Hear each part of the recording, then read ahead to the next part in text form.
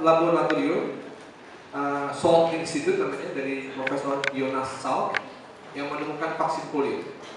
Jadi di Amerika itu setelah vaksin polio ditemukan, Jonas Salk ini mengumpulkan koin dime dari anak-anak seluruh Amerika, lalu bisa bangun bangunan ini. Ya. Ini adalah tempat kerja bagi para periset, dan periset ini dipaksa juga untuk berkegiatan seni di setiap akhir minggu. Jadi karena dia paham bahwa kalau keilmiahan terus itu tidak baik, jadi harus berkesenian. Terus, tapi lihat, ini apa? Kalau di foto kembali, saya sengaja fotonya jelek ya. Tapi kalau kalian ke sana, kalian akan terkesima seperti disihir gitu oleh ruang. Di tengahnya ada air mengalir panjang, dan di ujungnya itu laut. Dan di ujungnya itu airnya turun, dia bergericik air. Jadi kan suara nggak bisa difoto ya, jadi saya cerita aja supaya kalian nggak ngerti. Tapi nanti kalian kesana sendiri, rasakan ruangannya. Terus itu kayu jati ternyata, ada kayu ya untuk panel-panel dinding. Terus ya, detail semacam ini digambar sendiri oleh arsiteknya, bukan oleh orang lain. Jadi saya merasa bahwa ada yang bilang Gods in detail, Mies van der Rohe, ya, bahwa memasukkan nyawa bangunan itu salah satunya adalah mendetail dengan benar. Oke. Jadi kalau desain gede-gede, detailnya kedodoran, rasanya nanti cemplang bangunan. Terus ya, semua pola lantainya itu ketemu, ya. Terus dan benar, kayak nggak ada kecelakaannya. Ya. Terus ya, yang kecil-kecil ini siapa yang desain? Arsitek atau tukang? Arsitek, kalau tukang nggak bisa. Ya. Terus karena ada airnya tadi, air itu mengalir. Terus ya, ini panel-panelnya juga bagus sekali. Terus beton ini ngecornya gimana?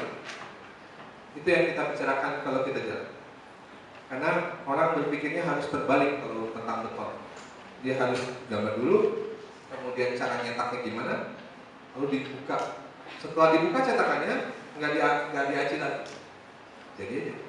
Ya. Terus belum lagi masukin lampu tadi, kabelnya gimana? Dipikirin belum? Terus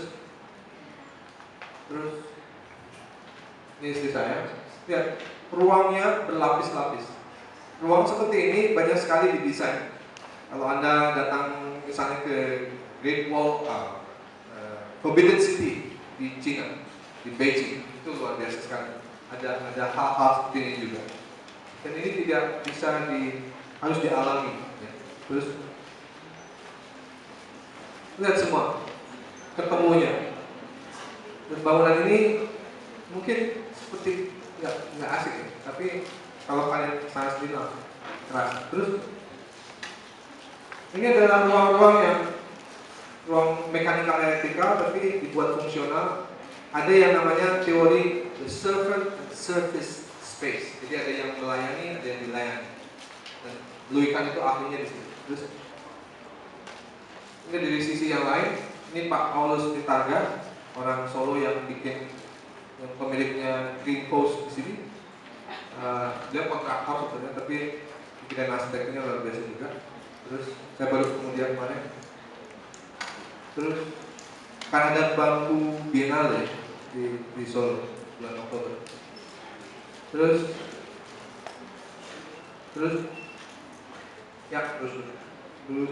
banyak. Nah ini lautnya, dari laut kalau yang pulau. Terus ini Le Corbusier, dia bilang we must always say what we see, but above all more difficult, we must always see what we see. Nanti nggak? Catat aja, nanti bikinin di rumah. Tapi Le Corbusier ini adalah seorang yang mungkin kalian harus baca apa yang dia buat dan apa yang dia pikirkan. Bukunya banyak sekali, Dia itu tidak dididik sebagai arsitek pertama kali, tapi dia dididik sebagai arsitek sebetulnya, tapi tukang gambar yang jadi pematung dan jadi arsitek hebat. Pengaruhnya di seluruh dunia luar biasa. Dia bikin satu kota di India namanya Chandika buat Nehru. Nehru itu temannya Soekarno, ya. Soekarno punya arsitek juga, Sulaban, Sudarsono dan Suyudi. Dan orang-orang di zaman itu punya arsitek-arsiteknya sendiri. Terus, tapi kalian perlu juga tahu ini Le Corbusier buku-bukunya ya. Lalu ada orang yang memuja dia, arsitek juga hebat juga, ya, namanya Tado Ando. Tado Ando, ada yang pernah kenal? Pernah dengar? Yang baju merah, jaket merah, nggak tahu namanya? Tado Ando. Tado Ando itu copycatting, peniru Le Corbusier pada awalnya. Dia menggambar persis seperti Le Corbusier, tapi dia menemukan dirinya sendiri. Ya. Ini adalah perjalanannya Tado Ando. Itu Tado Ando tuh ke Perancis naik kapal laut. Ya. Jadi Tado Ando kalau dari Jepang zaman dulu itu tahun 60-an, dia membaca bukunya, dia tiru semua gambarnya, dan dia ke Perancis cari Le Corbusier. Dia mau magang sama Le Corbusier. Sampai di Paris, Le Corbusiernya, ya kan perjalanan lama ya, bukan kayak sekarang naik pesawat.